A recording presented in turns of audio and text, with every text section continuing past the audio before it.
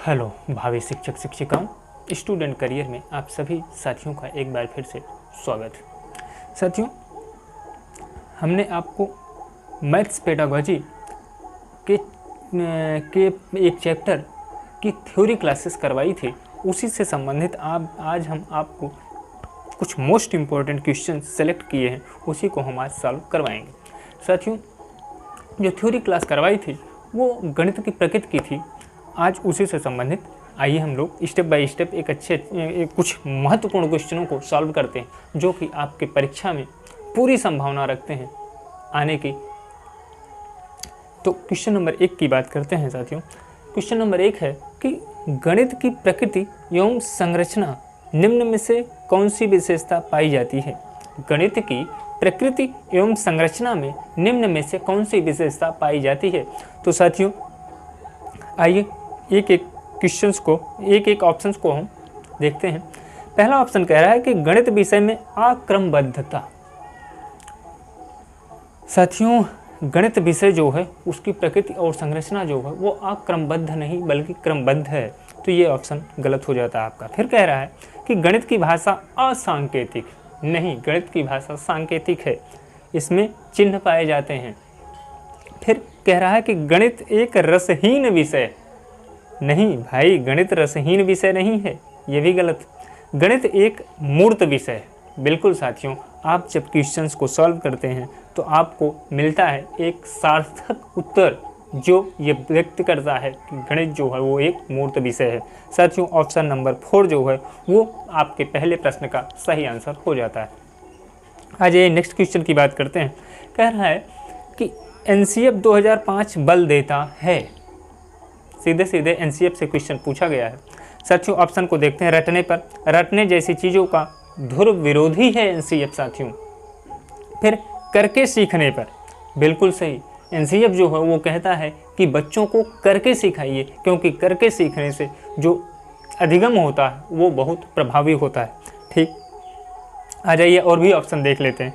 कह रहा है सूत्र याद करके। सूत्र याद करके, ये तो रटने पर, रटने जैसी चीज़ हो गई, पहले ही ऑप्शन से मिलता जुलता। फिर सवाल हल करने पर, नहीं साथियों, इस चौथे ऑप्शन से मजबूत ऑप्शन आपका 2 है, इसलिए एनसीएफ जो है इस प्रश्न का सही आंसर जो है साथियों वो ऑप्शन नंबर बी हो जाता है।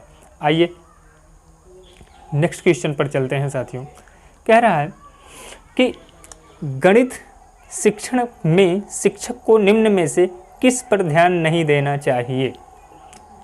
गणित शिक्षण में शिक्षक को निम्न में से किस पर ध्यान नहीं देना चाहिए। आइए ऑप्शन देखते हैं। पहला ऑप्शन साथियों कह रहा है व्यावहारिक जीवन से विषय का संबंध हो। सही है, व्यावहारिक जीवन से विषय का संबंध होना चाहिए। फिर कह रहा है नहीं है, या ध्यान दीजिएगा, नहीं वाले प्रश्न अक्सर गलत हो जाते हैं। फिर कह रहा है ऑप्शन नंबर 2 जो है वो कह रहा है साथियों कि मानसिक शक्तियों का विकास हो। बिल्कुल, गणित का उद्देश्य ही है कि बच्चों की मानसिक शक्तियाँ जो हैं वो विकसित हों। फिर नेक्स्ट की बात करें साथियों कि जातीय प्रतिष्ठा का उपाय हो। बिल्कुल नेगेटिव चीज़ है साथियों। गणित का उद्देश्य जातीय प्रतिष्ठा को बढ़ाना नहीं है, और यही प्रश्न पूछ रहा है कि किस चीज़ पर ध्यान नहीं देना चाहिए। तो आपका जो सही आंसर है साथियों इस प्रश्न का वो ऑप्शन नंबर 3 हो जाता है। ठीक है ना। आइए नेक्स्ट क्वेश्चन को देखते हैं। कह रहा है नेक्स्ट क्वेश्चन जो है कि जब राजन के सामने वार्षिक समस्याएं आती हैं तो प्रायः पूछता है कि मैं जमा करूं या घटा, मतलब वो मैं जोड़ूं या घटाऊं। फिर कह रहा है मैं गुणा करूं या भाग, मतलब कि उस प्रश्न का गुणा करे या भाग करे। फिर प्रश्न इसके बाद पूछ रहा है कि इस तरह के प्रश्न बताते हैं कि, मतलब वार्षिक के प्रश्न करने में जो समस्याएं राजन को उत्पन्न हो रही हैं और वो उस प्रश्न से संबंधित समस्याओं के बारे में जो पूछ रहा है इससे क्या व्यक्त होता है, इसी यही ऑप्शन में आपको देखना है। आइए देख लेते हैं। कह रहा है राजन जोड़ और गुणा नहीं कर सकता। ऐसी बात नहीं है कि राजन अगर वार्षिक समस्याएं नहीं समझ पा रहा है तो वो गुणा और जोड़ ही नहीं कर सकता। फिर नेक्स्ट की बात करते हैं कि राजन कक्षा में बाधा डालने के लिए अवसर खोजता है, ऐसी बात भी नहीं। फिर कह रहा है कि राजन को भाषा समझने में कठिनाई है। फिर नेक्स्ट की बात करते हैं कि राजन संख्या संक्रिया को नहीं समझता। राजन संख्या संक्रिया को नहीं समझता। यही आपके प्रश्न का सही ऑप्शन। साथियों, जो यह क्वेश्चन है, इस क्वेश्चन का सही आंसर जो है वो ऑप्शन नंबर 4 हो जाता है कि राजन जो है वो संख्या संक्रिया को नहीं समझ पाता। आइए नेक्स्ट क्वेश्चन की बात करते हैं। नेक्स्ट क्वेश्चन क्या है? नेक्स्ट क्वेश्चन जो है साथियों कह रहा है कि निम्नलिखित में से प्राइमरी कक्षाओं में रेखा गणित के अध्ययन का कौन सा भाग पढ़ाया जाता है? प्राथमिक कक्षाओं में रेखा गणित के अध्ययन का कौन सा भाग पढ़ाया जाता है? तो ऑप्शन दिया गया है कि औपचारिक रेखा गणित, फिर अनौपचारिक रेखा गणित, फिर कह रहा है कि अनौपचारिक और औपचारिक यानी ए और बी दोनों, फिर कह रहा है इनमें से कोई नहीं। तो आप देखेंगे कि प्राथमिक कक्षाओं में जो अध्यापक होते हैं वो बच्चों को उनके जीवन से संबंधित, आप देखेंगे कि अनौपचारिक शिक्षा, पहले हम चीज़ों को समझ लेते हैं, उनसे जीवन से संबंधित चीज़ों को रिलेट करके भी अगर हम बात करें रेखा गणित को समझाते हैं। फिर आप देखेंगे कि उससे संबंधित जो पुस्तकीय ज्ञान है, यानी जो पुस्तकीय प्रश्न हैं उनको भी वो सॉल्व करवाते हैं। तो इस तरीके से आप देखेंगे कि प्राथमिक कक्षाओं में जो अध्ययन की विषय वस्तु है या अध्ययन करने का कौन सा भाग पढ़ाया जाता, जो प्रश्न पूछ रहा है आपसे, तो सही आंसर जो इसका होगा कि उसमें औपचारिक और अनौपचारिक दोनों प्रकार की रेखा गणित को सम्मिलित किया जाता है। तो सही आंसर जो हो जाएगा साथियों इस प्रश्न का वो ऑप्शन नंबर 3 हो जाएगा कि ये दोनों जो रेखा गणित हैं वो प्राथमिक कक्षाओं में सम्मिलित की जाती है। नेक्स्ट की बात कर लेते हैं। कह रहा है प्राथमिक स्तर पर गणित का क्या महत्व है? तो गणित को देखा जाए तो गणित है किस लिए? आपने पढ़ा, आपको हमने गणित की प्रकृति बताई कि गणित जो है ये बच्चों में तर्क शक्ति, सोचने की क्षमता, कल्पना शक्ति का विकास करती। तो ये जो तर्क, कल्पना, सोच का विकसित होना जो है, ये सारी चीज़ें आपके मानसिक प्रक्रिया से जुड़ी हुई हैं। तो आप ऑप्शन में ढूंढ लीजिए।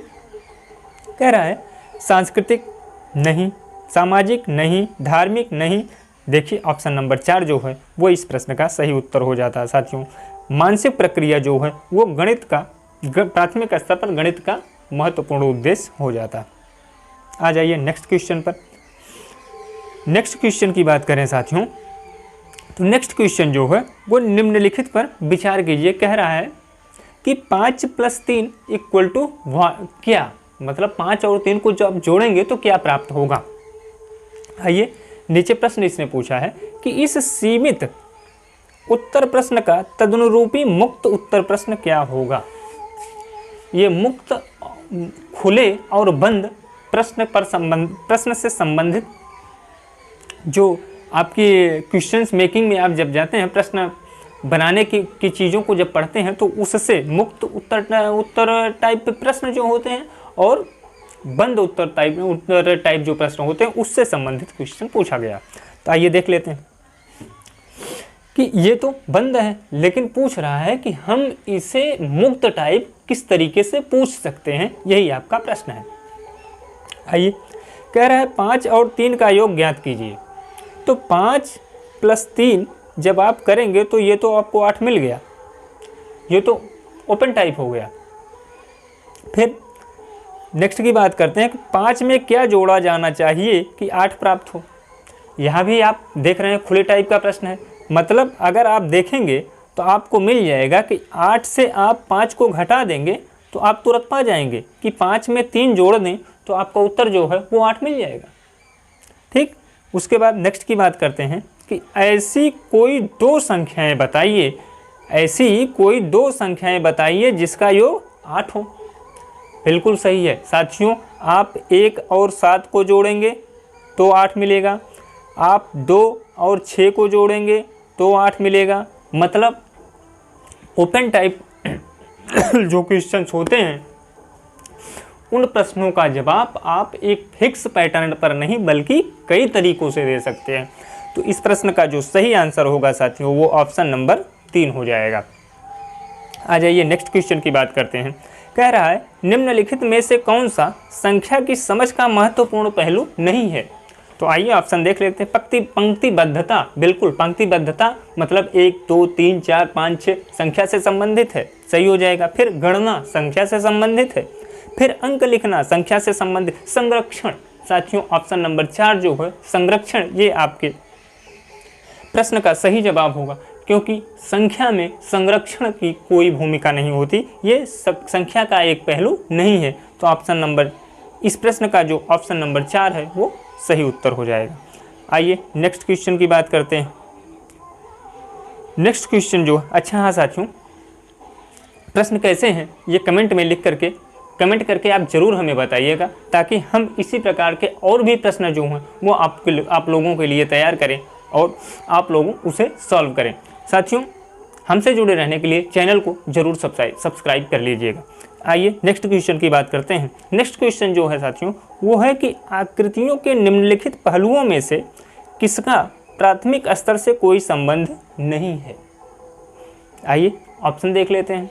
कह रहा है प्रतिरूप, पैटर्न, बिल्कुल पैटर्न बेस्ड क्वेश्चन जो हैं वो प्राथमिक स्तर के, आप आकृतियों को देखेंगे या प्राथमिक स्तर की गणित को आप देखेंगे तो वहाँ पैटर्न से संबंधित क्वेश्चन जो हैं वो मिलेंगे। कोण बिल्कुल मिलते हैं, सममितियाँ मिलती हैं साथियों, सिमेट्री। लेकिन चौपड़ जो है, चौपड़ जानते हैं क्या होता है साथियों? जो आप देखते हैं जैसे वो मामा शकुनी की कहानी आप देखेंगे तो वो जो है वो पासा चौपड़ से संबंधित चीज़ें वो खेलता था। तो ये जो है इसका सही आंसर जो हो जाएगा वो ऑप्शन नंबर डी हो जाएगा। चौपड़ जो है वो प्राथमिक कक्षाओं में, प्राथमिक स्तर की कक्षाओं में आकृतियों से संबंधित इसका कोई संबंध नहीं है। आ जाइए नेक्स्ट क्वेश्चन की बात करते हैं। कह रहा है कि गणित में गणना करने संबंधी कौशलों को किसके द्वारा बढ़ाया जा सकता है। ध्यान दीजिएगा प्रश्न साथियों, ये चीज़ देखिए, सीटेट जो है वो सीधे सीधे आपकी सोच को जांचता है। आप प्रश्न को पढ़िए और सीधे सीधे आप अपने आप को शिक्षक मानिए और फिर शिक्षक मान करके आप ये सोचिए कि हमें कक्षा में बच्चे के साथ क्या करना चाहिए। कोई सब्जेक्ट पढ़ाने के लिए या सामाजिक ज्ञान देने के लिए, या आप उसके साथ कैसा व्यवहार, आपको उसके प्रति कैसा व्यवहार करना चाहिए, आप खुद ब खुद उस प्रश्न के नज़दीक उस प्रश्न के उत्तर के नज़दीक पहुंच जाएंगे। आइए इसको देखते हैं। कह रहा है कि केवल एल्गोरिथम का वर्णन करेंगे, केवल आप प्रमेय पढ़ा करके उसमें क्या नाम है गणना संबंधी कौशल विकसित कर पाएंगे? गलत ऑप्शन है साथियों ये। उसके बाद देखेंगे आप, कह रहा है कक्षा में अभ्यास हेतु क्रियाशील गतिविधियों का आयोजन करके। कक्षा में अभ्यास हेतु क्रियाशील गतिविधियों का आयोजन करके साथियों अब कैसे, मान लीजिए कि आप प्राथमिक कक्षाओं किसी भी, मान लीजिए कक्षा 3 में आप गणित पढ़ा रहे हैं और आपको उन बच्चों में गणना कौशल का विकास करना है। तो आप जानते हैं, मान लीजिए आपने गुणा करना दे दिया, ठीक, गुणा सिखाया आपने। गुणा सिखाने के बाद आप बच्चों को सामूहिक रूप से ऐसे ही कुछ गुणा करने के लिए पहेली टाइप में या आप ऐसे पूछेंगे और बच्चे जो हैं आपके प्रश्नों का जवाब देंगे, तो आप देखेंगे इससे उनमें गणना करने की जो क्षमता है वो बहुत तेज़ी से विकसित होगी। तो इस प्रश्न का जो सही आंसर हो जाएगा साथियों वो ऑप्शन नंबर 2 हो जाएगा। आ जाइए नेक्स्ट क्वेश्चन की बात करते हैं। नेक्स्ट क्वेश्चन जो है वो साथियों कह रहा है कि कक्षा में गणित अध्यापक द्वारा विद्यार्थियों के साथ एक अच्छा संबंध विकसित करने के लिए उसे क्या करना चाहिए। तो आइए देखिए, कह रहा है सभी के साथ मित्रतापूर्ण व्यवहार करना चाहिए। सही है, आप बच्चों के साथ मित्रतापूर्ण व्यवहार करेंगे तो वो आपसे बातें करेंगे, और जब वो आपसे बातें करेंगे मतलब वो जब आपसे डरेंगे नहीं तो वो अपनी समस्याओं को आपको बता पाएंगे। इस तरह से आप एक कक्षा का एक समृद्धशाली परिवेश बना पाएंगे साथियों। तो ये जो है आपका ऑप्शन नंबर 1 जो है वो इस प्रश्न का सही जवाब हो जाएगा। अच्छे से बात करेंगे, बच्चे से प्यार करेंगे, व्यक्तिगत ध्यान देंगे, ये जो नीचे तीनों ऑप्शन वो आपके ऑप्शन नंबर 1 में सन्निहित हो जाते हैं साथियों। तो आइए नेक्स्ट क्वेश्चन की बात करते हैं। कह रहा है गणित की कक्षा का मुख्य ध्येय क्या है? गणित की कक्षा का मुख्य ध्येय क्या है? तो आइए ऑप्शन एक ऑप्शन को हम देख लेते हैं। कह रहा है ज्यामितीय प्रमेयों एवं उनके प्रमाणों को स्वतंत्र रूप से सृजित करना। चलिए ठीक है, मान सकते हैं, लेकिन ध्यान दीजिएगा मुख्य ध्येय की बात कर रहा है। फिर बात करें विद्यार्थियों को गणित समझने में मदद करना, ठीक है, ये भी बात हो सकती है। आइए नेक्स्ट की बात करें उपयोगी क्षमताओं को विकसित करना, बिल्कुल ये भी संभव है। फिर कह रहा है कि बच्चों की गणितीय प्रतिभाओं का विकास करना। साथियों जब बच्चों में गणितीय प्रतिभाएं विकसित हो जाएंगी तो ऊपर के जो तीनों ऑप्शंस हैं, मतलब ज्यामितीय प्रमेय की बात करें या गणित को समझने की बात करें या उपयोगी क्षमताओं को विकसित करने की बात करें, सारी चीज़ें अपने आप ही उस व्यक्ति में विकसित हो जाएंगी। तो इस प्रश्न के सही उत्तर की बात करें तो साथियों ऑप्शन नंबर 4 जो है इस प्रश्न का सही उत्तर हो जाएगा। आइए नेक्स्ट क्वेश्चन की बात करते हैं।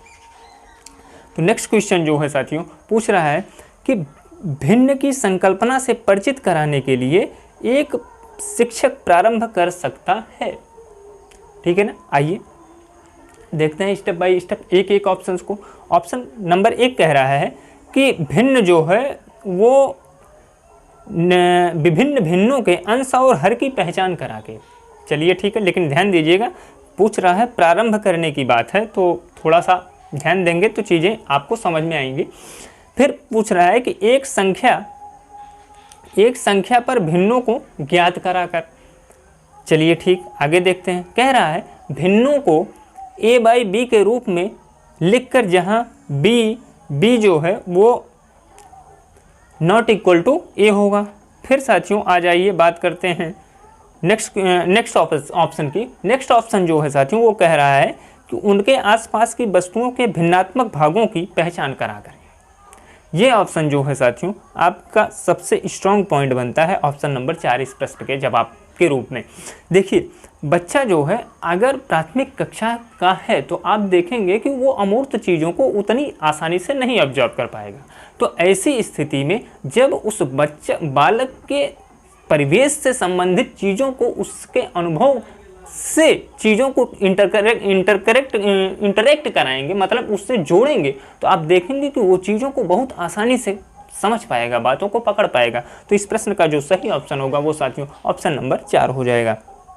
आ जाइए नेक्स्ट क्वेश्चन की बात करते हैं। तो नेक्स्ट क्वेश्चन जो है वो कह रहा है साथियों गणित शिक्षण का मुख्य उद्देश्य है। गणित शिक्षण का मुख्य उद्देश्य है, तो देखिए कह रहा है कि सवाल हल करने की क्षमता विकसित करना। चलिए ठीक, सूत्र याद करने की क्षमता, ये तो गलत, सीधे तार्किक ढंग से सोचने की क्षमता का विकास करना, ठीक, समस्याओं को, यही साथियों आपके प्रश्न का सही आंसर हो जाएगा ऑप्शन नंबर 3।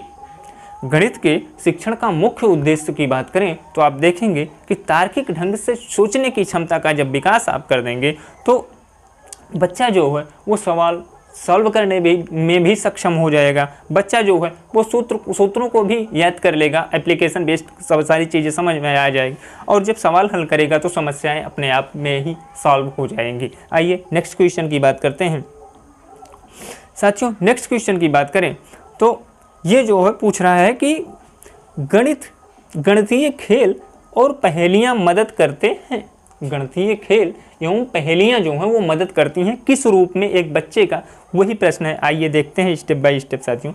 कह रहा है गणित के प्रति सकारात्मक अभिवृद्धि को विकसित करने में। सही बात है, ये जो है गणित के पहेलियाँ जो है वो गणित के प्रति बच्चों की रुझान पैदा करती हैं। उसके बाद आप देखेंगे कि गणित और प्रतिदिन के विचारों में संबंध स्थापित करती हैं। सही है, जब वो गणित पढ़ेगा तो उसके विचार जो हैं वो उसके दैनिक जीवन से कोरिलेट करेंगे, तो इससे बच्चे की रुचि जो है वो गणित में बढ़ेगी। फिर कह रहा है गणित को आनंददायक बनाने में। सही है, गणित पढ़ने में अगर बच्चा बोर महसूस करता है तो ऐसी स्थिति में जब आप उसे पहेलियों के माध्यम से गणित समझाएंगे तो आप देखेंगे गणित पढ़ने में बच्चे को आनंद आएगा, और जब बच्चा गणित पढ़ने में उसे आनंद आएगा तो उसकी रुझान जो है वो गणित विषय के प्रति बढ़ेगी। फिर बात करते हैं समस्या समाधान के कौशल को प्रोत्साहित करने में। यह तो साथियों सही है कि समस्या समाधान करने में जब बच्चा बोर होने लगता है तो ऐसी स्थितियों में जब आप पहेलियाँ सुना देंगे उसे तो बच्चा जो है वो अपने आप ही आप देखेंगे कि आसानी से अपने आप ही उसमें समस्या समाधान करने का कौशल जो है वो प्रोत्साहित हो जाएगा। तो जो पहेलियाँ और गणितीय खेल हैं साथियों, ये चारों बातें सम्मिलित होती हैं इसमें, इसलिए इस प्रश्न का सही आंसर जो हो जाएगा साथियों ABCD चारों जो हैं वो सही बातें की गई हैं। तो ऑप्शन नंबर 2 जो है इस प्रश्न का सही उत्तर हो जाता। साथियों ये रहे आपके गणित शिक्षण के महत्वपूर्ण 15 क्वेश्चन। साथियों प्रश्न कैसे थे कमेंट करके ज़रूर बताइएगा। क्लास अच्छी लगी तो साथियों वीडियो को लाइक कीजिएगा। हमसे जुड़े रहने के लिए चैनल को सब्सक्राइब कीजिएगा साथियों। धन्यवाद।